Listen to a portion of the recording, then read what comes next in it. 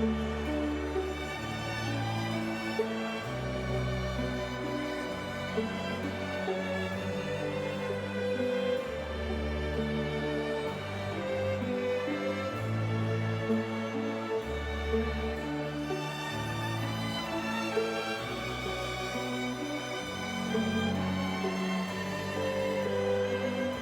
I please ask you to give a warm welcome to Joe Fattorini.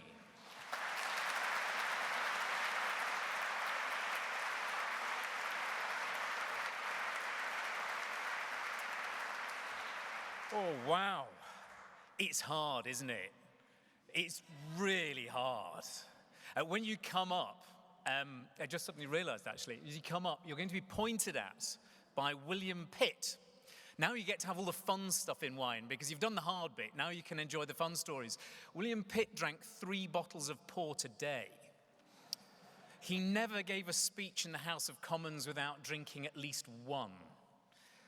Beware, at the bottom here, you'll notice the last line says, he lived without ostentation, and he died poor. I hope your wine journey takes you in a very different sort of journey.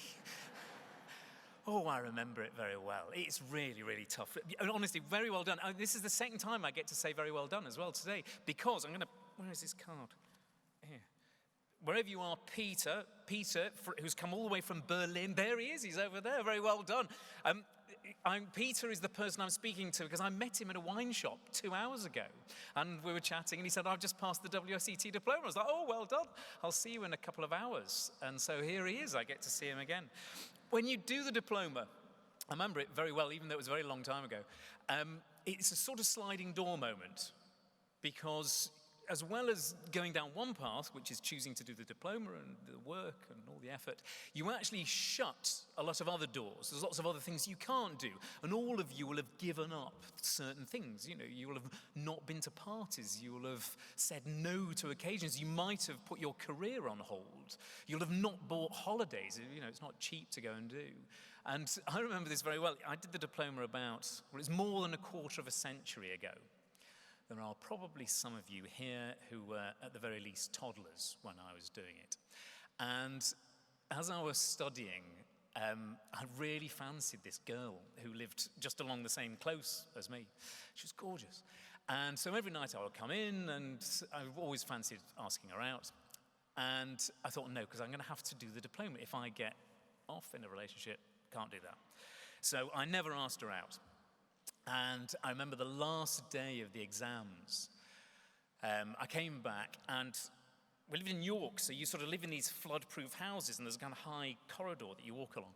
And I was walking along the corridor, and she was there, and I said, oh, hello. And my name's Joe, and I've been wanting to say hello. And we got chatting. I said, do you fancy coming out for a drink one night? And she said, you know what?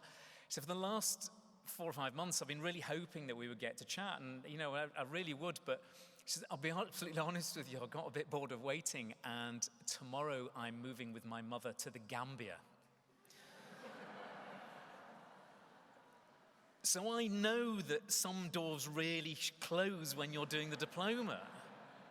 I hope for none of you the love of your life has gone to live in West Africa. But who can say? What you will find is that as some doors close, loads of other doors open to you. And as you travel around now, no matter what you do, whether you're a wine lover or whether you're in the wine trade, you will find that winemakers' doors open to you, importers' doors open to you, wine collectors' doors open to you, because you're now a bona fide expert in the world of wine. And people are going to say, oh, you've got the diploma, I'd love you to come and to give me advice, to come and talk to me, to go and tell me about things about wine, because you're going to be the expert in the room. You are now the holder of the benchmark qualification in an 8,000-year-old profession. There is one profession that's a bit older, but I am fairly certain they don't give diplomas in that one. I remember when I started out, because the first job I got after I got my diploma, I became an educator. And I became an educator because I had the diploma. It was great. And somebody said, oh, you've got the certificate. You can do the job. Not long after, I went for quite a boozy lunch, and because I had the diploma, I became a wine writer for a newspaper. And somebody said, well, you obviously know what you're talking about. You can write for the newspaper. Radio producers would ring up and say, I would like you to come and present on the radio. Weirdly, the bizarre connections, the radio producer rang up and she said, I would like you to come and present on a radio program about wine, and we chatted away. And she said, oh, you're very, very good. And she said she knew a couple of people who knew a bit about wine, but she said, you're one of the best people I've ever come across. It wasn't for years later I discovered it was Jancis Robinson's sister-in-law. So it's quite a compliment that she chose me as the person to come and talk on the radio. Then after that, I joined the wine trade, and I was accelerated through roles because I was the one who had the diploma. I was able to go very quickly. So I started out selling vodka to really rough working men's clubs in the west of Scotland. I don't recommend that.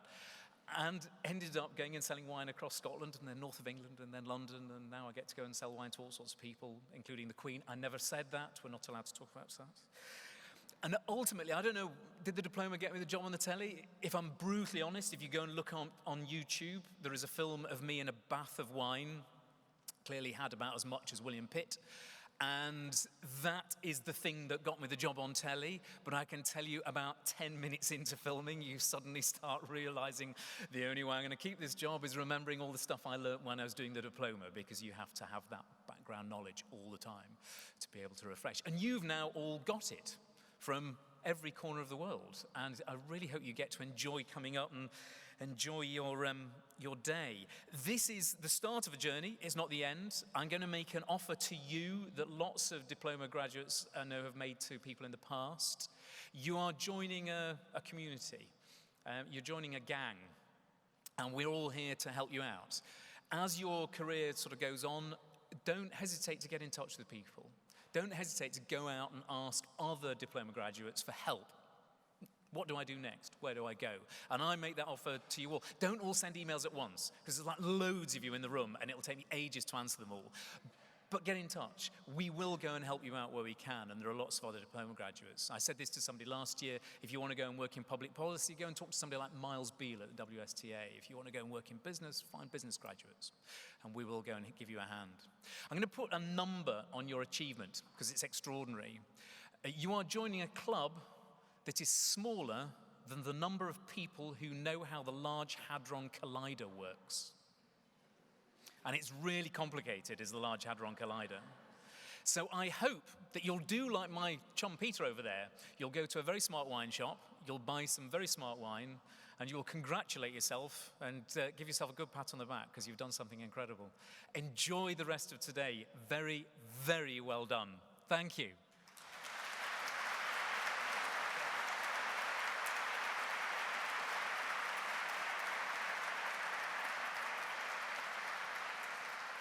Thank you, Joe, very much, and very, very inspiring. And I'm delighted that WSET is partnering with The Wine Show, your excellent TV series, which will certainly bring WSET to even more people's attention.